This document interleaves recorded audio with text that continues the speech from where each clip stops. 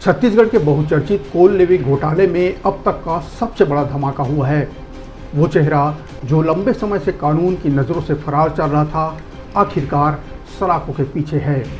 नाम है रामगोपाल अग्रवाल।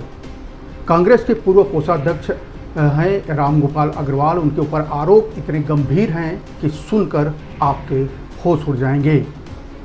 जी हाँ, आधा अरब रुपए से ज़्यादा की हेराफेरी का आरोप है, यानी 50 करोड़ रुपए से ज़्यादा की।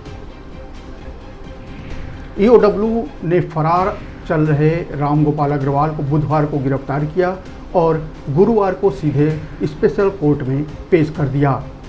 जांच एजेंसी ने 22 जुलाई तक की रिमांड मांगी थी, लेकिन कोर्ट ने फिलहाल 17 जुलाई तक की पुलिस रिमांड मंजूर की है। यानी अब अगले कुछ दिनों तक ईओडब्ल्यू की कस्टडी में अग्रवाल से तीखे सवाल जवाब होने वाले हैं। अब समझिए कि आखिर इन पर आरोप क्या है।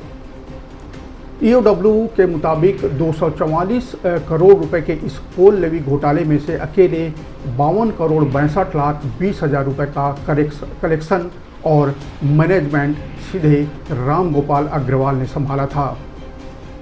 यही नहीं, इस काली कमाई को सफ़ेद करने के लिए उन्होंने अपने बेटे वैभव अग्रवाल की कंपनी पर और फर्म में भारी निवेश कराया, संपत्तियां खरीदी और वो भी नगद कड़कड़ाते कैश में।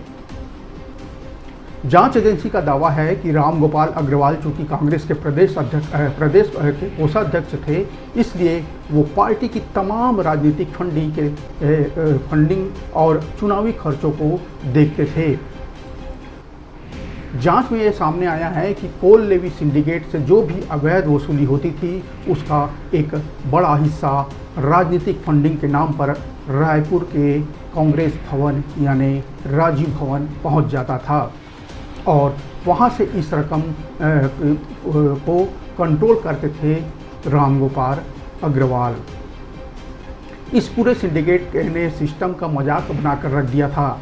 मुख्य आरोपी सूर्यकांत तिवारी ने अपने रसूख का इस्तेमाल कर आईएएस समीर बिश्नोई, सौम्या चौरसिया और तत्कालीन कोरबा कलेक्टर अनु साहू के साथ मिलकर एक साजिश रची।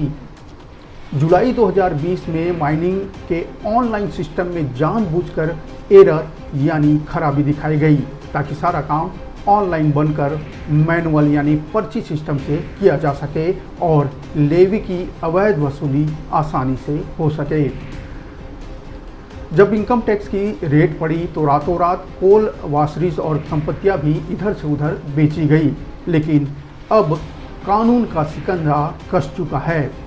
अब देखना यह है कि 17 जुलाई तक होने वाली इस पूछताछ में छत्तीसगढ़ की राजनीति के और कितने बड़े चेहरे बेनकाब होंगे।